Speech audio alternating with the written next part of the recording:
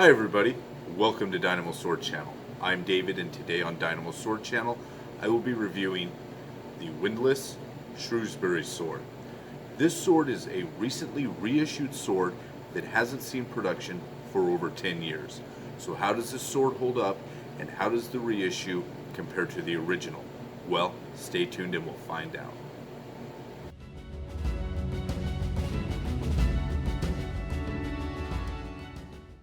The Windlass Shrewsbury is a replica based on a 15th century sword believed to have been used at the Battle of Shrewsbury in the year 1408. This was a major battle regarding solidifying the rule of Henry IV of England against the rebelling Percy family and other potential threats to his reign after his overthrowing of King Richard II. The original it's based on is believed to be of English origin and has been dated right around the early 15th century in or around Shrewsbury, hence its name and its potential use in the battle. It features the same bow tie crossguard, but actually features a single-handed grip length and a more pear-shaped pommel with a crucifix shield on the face. It also features a fuller in the upper half of the blade, something regarded as unique to the blade type. Windlass issued a second sword named the Crusader, which had more of an exact hilt to the original Shrewsbury sword, but oddly enough, a different blade, more like a Type 18. This sword's blade classifies as an oakshot Type 15, or more specifically the subtype 15A.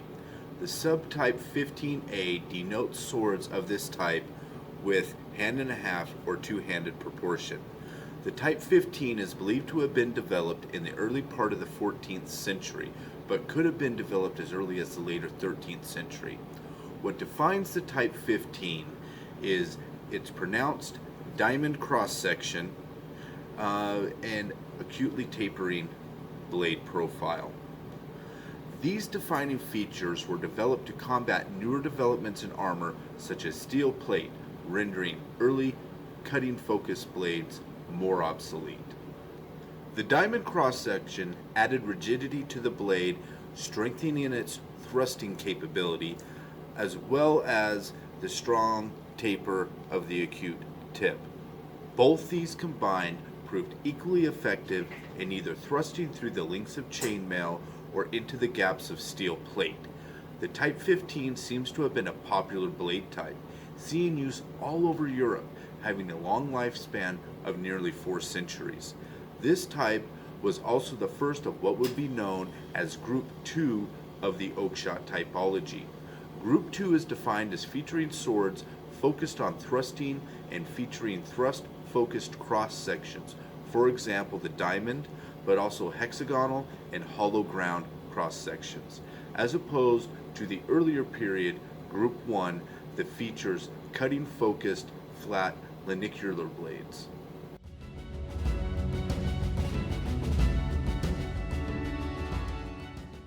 Next, we'll take a look at the statistics of the sword.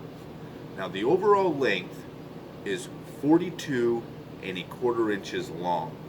It has a weight of 2.5 pounds with a point of balance right at 4.5 inches from the guard. The center of percussion is about 21 inches up the blade, and the class of blade, or sword specifically, would be a hand and a half or bastard sword due to the two-handed grip. Now the blade's total length is 33¼ inches. It has a base blade width of 1¾ inches, tapering down to right about 1/4 inch at the tip. The blade material is a 1065 high carbon steel, and it does feature a standard windlass mirror polish. The cross section, again like the type, is diamond, and the type again would be considered an oakshot Type 15 or oakshot Type 15A due to the two-handed grip, hand and a half proportion. The guard length is 7¾ inches. The quillion dimensions is 3/4 inch at the bow tie swell which tapers down to about a ½ inch, and then the inner guard is about a ½ inch as well, and that tapers down to maybe an 1/8 of an inch. The material is a mild steel, and the cross style or guard style would be known as a Type 5 in the oakshot typology, and features, like the original, the crucifix accents. Now the handle is 6 inches long. The circumference of the original was 4¼ inches, tapering down to about 3 inches at the pommel. Now, as you can see from stock photos compared to mine, I did customize my handle.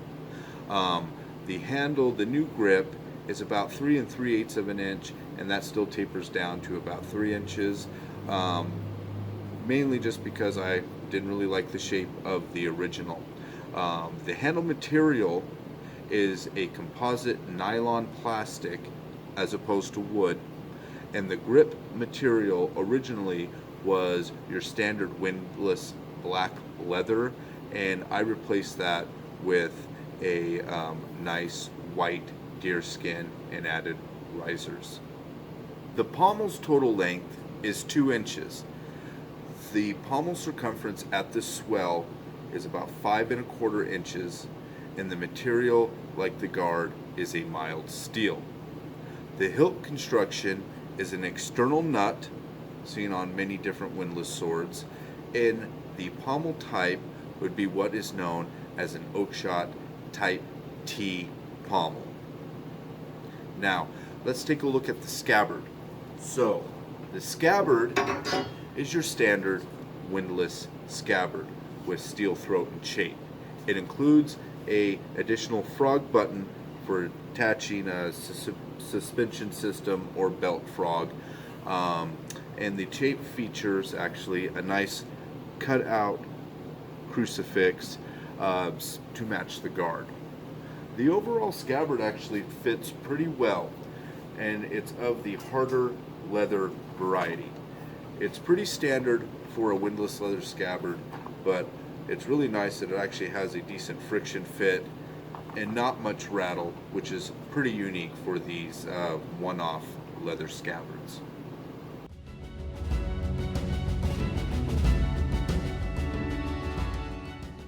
Overall, I really like this sword.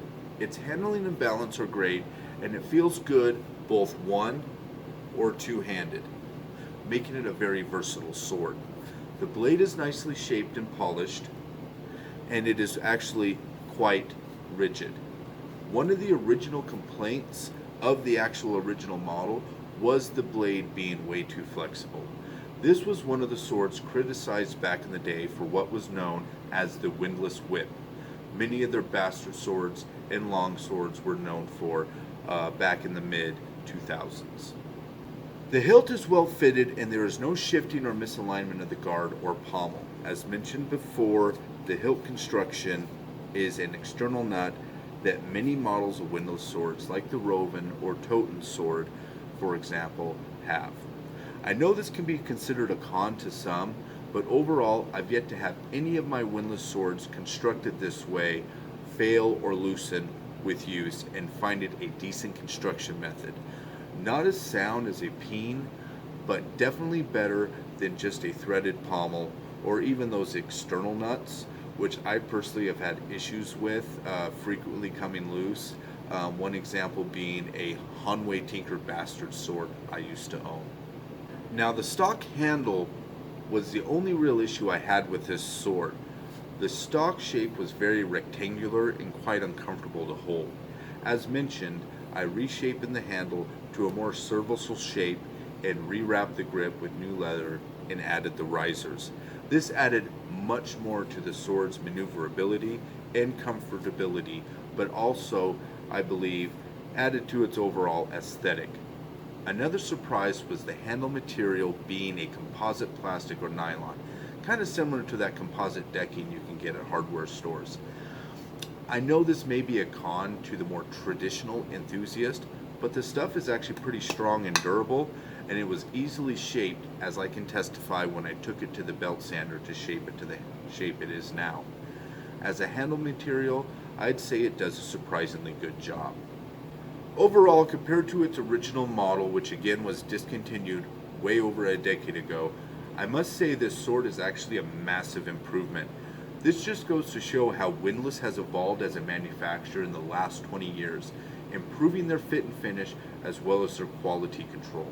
Honestly, at this sword's price, which is just under $200, this sword is a great bargain for someone looking for an entry-level sword or a budget-level Type 15 blade. The handle shape is really the only con, and something I hope Windlass could remedy for future stock of this model. But again, thanks to its external nut construction, this sword can easily be disassembled for customization, adding again to its versatility as an entry-level or budget sword. Well, I hope you enjoyed this review of the Windlass Shrewsbury Sword. Be sure to like and subscribe, as well as look forward to the cutting review with follow-up discussion releasing soon. Thanks again for watching, and I'll see you next time.